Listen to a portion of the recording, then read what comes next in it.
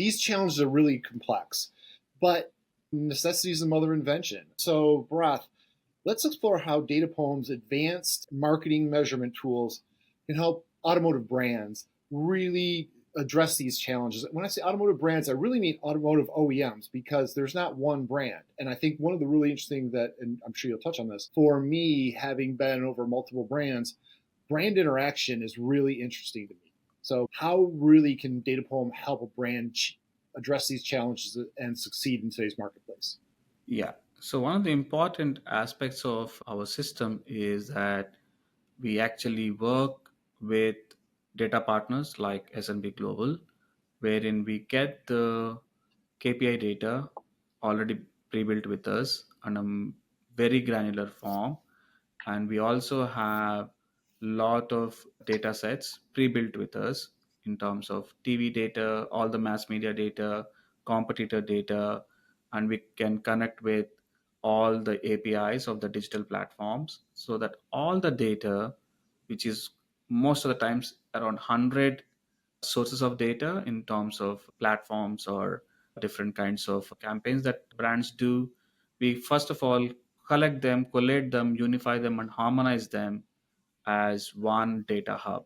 So that's the first level of step towards solving the complex problems. You need to have a unified data set on both input side as well as output side together with us, and that's where the partnership with S&P Global actually helps us to ensure that we have a most reliable, agile KPI data system, and we also build an agile input system so that we have all of it in one single place, so that we can utilize all of this data on an ongoing basis. So that's the first step that we do.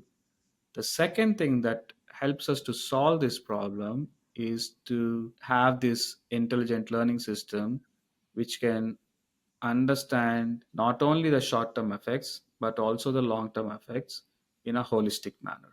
That's where we make a big difference.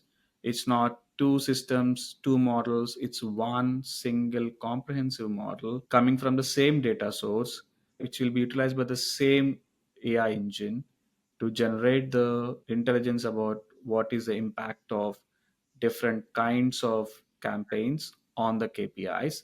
And like all of us would know, automotive's complexity is not sales.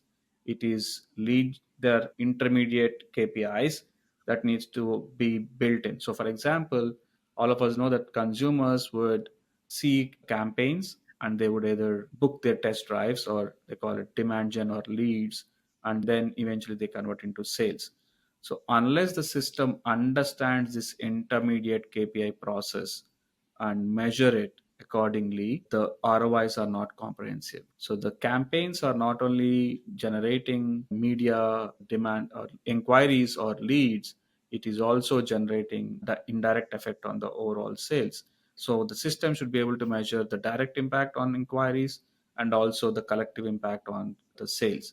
So the intelligence system can generate, because the data is unified, the intelligence hub can understand both the intermediate KPIs as well as the eventual final KPIs. And also, the system is trying to understand what is the impact of all of this on long term brand metrics like equity, consideration, preference, so that the system is not only tracking the short term effect, but is also tracking the long term effect, so that the overall comprehensive ROI is with the brands. And then, while we get this unified intelligent system, we also need to ensure that for campaign teams to action it, they need to get the data in the most granular form, whether it is social, whether it is TV, whether it is print. How can we generate a very granular form of ROI for all these different platforms, and within those platforms audiences?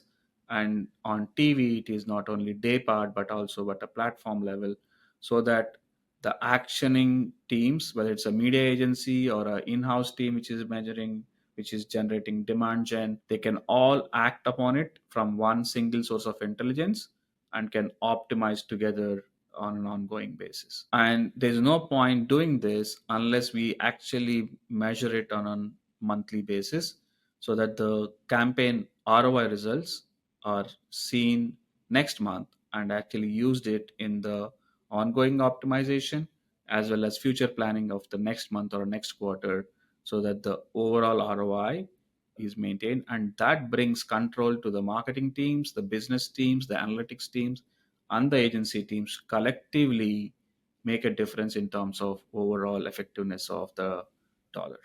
So, follow-up question, Rob. So, do I have to be a full-blown data scientist to really utilize the agility of what 𝗲𝘂𝗠's causal AI can deliver?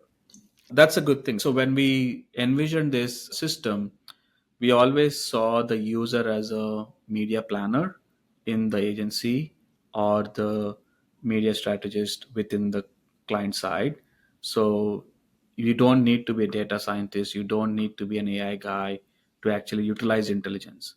It's simply like how we don't need to have a AI experience or a data science experience to utilize ChatGPT or Gemini.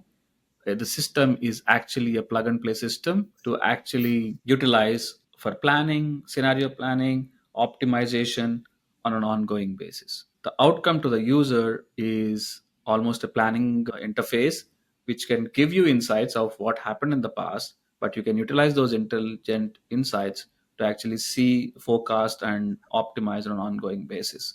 So I want to also address the other thing that we were talking about, how are we changing the game, which is on the optimization part, right?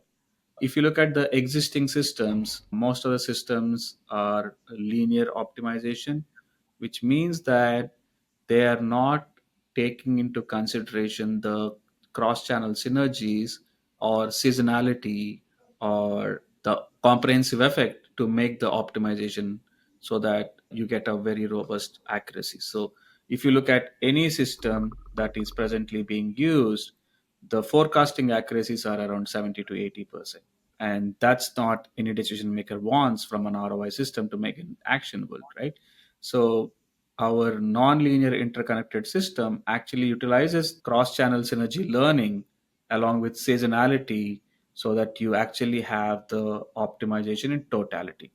So you might ask, how is it different from, hey, we also have an optimization system using saturation curves?